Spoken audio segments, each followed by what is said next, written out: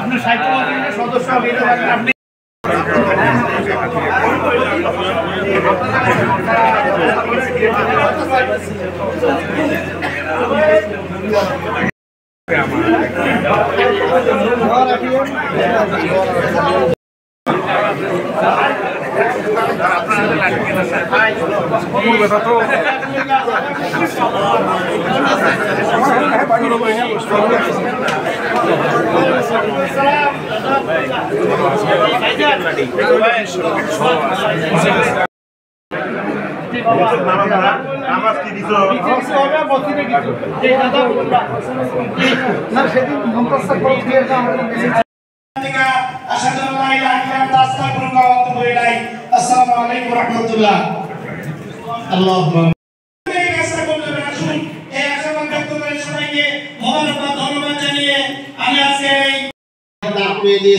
গোটা বাংলাদেশের যারা যেখানে আছে শুভেচ্ছা জানিয়ে আমি আমার কথা শেষ করছি।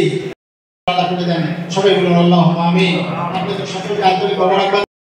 এই গোটা জাতিকে একটা নিঃস্বস্তির বিশ্বাস ফেলার যেহেতু আসুন আমরা সবাই মিলে সেই দায়িত্বে এগিয়ে আসি, দায়িত্ব পালন করি। আমরা করি ইসলামী আন্দোলনের জায়গা আপনাদের জন্য, জামাত ইসলামী আপনাদের জন্য জায়গা তৈরি করে রেখেছে। আপনারা এগিয়ে আসুন, আপনাদের জায়গা আপনারা নিন।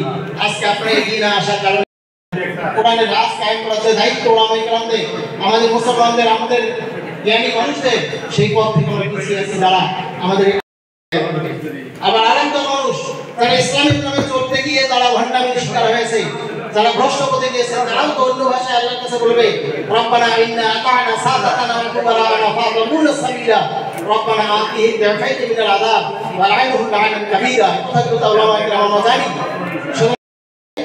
তাদেরকে সেদিন নেতা হিসেবে পাওয়া যাবে পশ্চিমকালেও সম্ভব না। তারা আগে আত্মগোপন করবে। সেই কর্মীরা সেদিন কোথায় যাবে?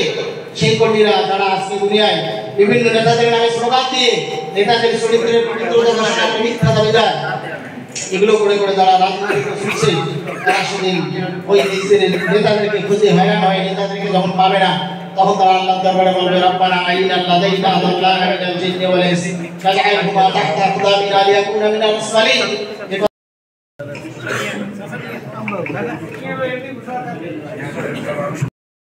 আমি বললাম ওয়েস্টে যেটা হয়, আপনি যখন কোনো একটা কেস স্টাডি করবেন, কোনো একটা প্রজেক্ট রান করবেন, আপনাকে সবার প্রথম রিপোর্ট দিতে হয় যে এই প্রজেক্টটা বাস্তবায়ন করতে আপনার সমস্যা কোথায়, কোন কোন প্রবলেম আপনি করতে যাচ্ছেন। এই প্রজেক্ট প্রোফাইলে যদি আমরা রমাদানটাকে সেট করি তাহলে আমরা কি পাবো? যে রোজা আমাদেরকে মুক্তি দিচ্ছে, যে রোজা আমাদের জাহান্নামের আগুন থেকে মুক্তি দিচ্ছে, এই রোজা কি আমার জাহান্নামের কারণ হতে পারে? রাসূলুল্লাহ সাল্লাল্লাহু আলাইহি ওয়াসাল্লাম বলেন পারে। কেন পারে? রাসূলুল্লাহ সাল্লাল্লাহু আলাইহি ওয়াসাল্লাম একটা হাদিসে ক্লিয়ারলি বলেছেন যে অনেক রোজাদার আছে যাদের রোজা সারাদিন অনাহারে থাকা ছাড়া, সারাদিন তৃষ্ণার্ত থাকা ছাড়া আপনি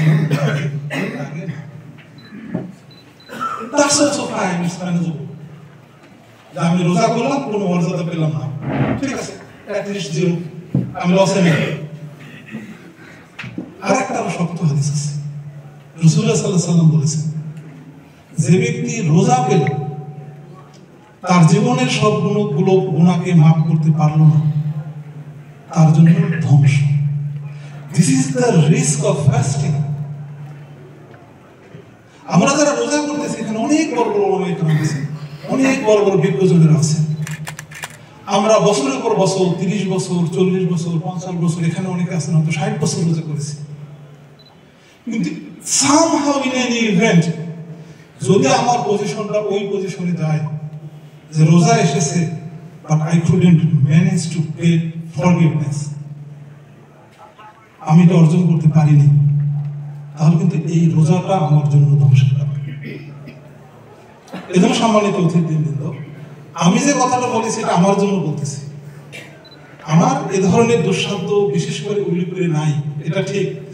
আমরা যখন বাইরে থাকি তখন যেহেতু আমি মাদ্রাসায় একটু পড়েছি, একটু আরবি জানি, একটু কোরআন হাদিস জানি। দেশের বাইরে নর্মালি আমাদের ক্যাপাসিটিতে যারা ব্যারিস্টার বা যারা জিওকেমিস্ট্রির মতো একটা সাবজেক্টে ওয়ার্ল্ডের ভালো ইউনিভার্সিটি মাস্টার্স করছে, ওই ধরনের জায়গায় নর্মালি আলেম লেভেলের লোকজন কম থাকে, সব বাইরের লোকজন হয়ে থাকে। আমি যে বারেগুলো করেছি যখন আমার গ্রুপে 12 জন ছিল, 12 জনের আই থিঙ্ক 10 জন বা 9 জনই অক্সফোর্ড কেমব্রিজ থেকে পড়াশোনা করে। তো তাদের কাছে তো আর ফিকার বই থাকবে না বা আরবি সাহিত্য থাকবে না, এটা স্বাভাবিক। ওনারা হয়তো মনে করে যে আমি কিছু একটু জানি, বাট উলিপুরের মধ্যে তো আমি জানি যে আমার নলেজের ক্ষেত্রে কতটুকু এত আলেমদের সামনে। বাট আমি যে কথাটি বলতে চাই সম্মানিত অতিথিবৃন্দ, আমরা যদি রোজার এই মর্যাদাগুলো পয়দা হয়ে যায়, সেই মানুষটি হয়ে যায় পরোপকারী মানুষ। এই পরোপকারী মানুষ আল্লাহ রাব্বুল আলামিনের কাছে শ্রেষ্ঠ মানুষ। খায়রুন নাসি মায়ান ফাওয়ান নাস, তিনি বলেন শ্রেষ্ঠ মানুষ যিনি মানবতার কল্যাণে কাজ করেন।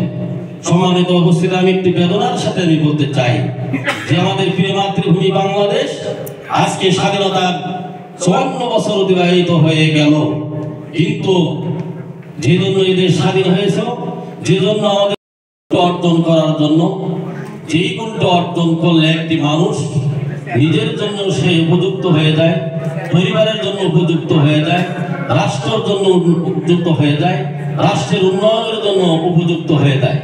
মহান আল্লাহ রাব্বুল আলামিন বলেছেন, ইন্না আকরামাকুম ইনদাল্লাহি আতকাকুম, তোমাদের মধ্যে শ্রেষ্ঠ মানুষ তিনি যিনি সব। সকলের প্রতি আবার আমি সালাম জানাচ্ছি, আসসালামু আলাইকুম ওয়া রাহমাতুল্লাহ। আমরা এখানে আহত হয়েছি একজন সাংবাদিক হিসাবে, আমি উলিপুর প্রেস ক্লাবের সভাপতি। তো একজন সাংবাদিক হিসাবে উলিপুরের উন্নয়নের চিন্তা চেতনা যারা করে, এটাকে সবখানে তুলে ধরা সরকারের কাছে, বিশ্বের কাছে, এটি আমাদের কাজ। ইনশাআল্লাহ আপনারা উন্নয়নের পদক্ষেপ নেন, উলিপুরকে আরো উন্নত করেন। আমরা আমাদের প্রেস ক্লাবের পক্ষ থেকে ভালো কাজে, উন্নয়নের কাজে যত প্রকার সহযোগিতা আমরা জান প্রাণ দিয়ে সেটা করবো ইনশাআল্লাহ। আমার সাংবাদিক বৃন্দু যারা আছেন, যুবকরা যারা আছেন, তারা মাঠে আপনাদেরকে সর্বোচ্চ সহযোগিতা করবে। আমরা উপস্থিত আজকের এই আয়োজনের সভাপতি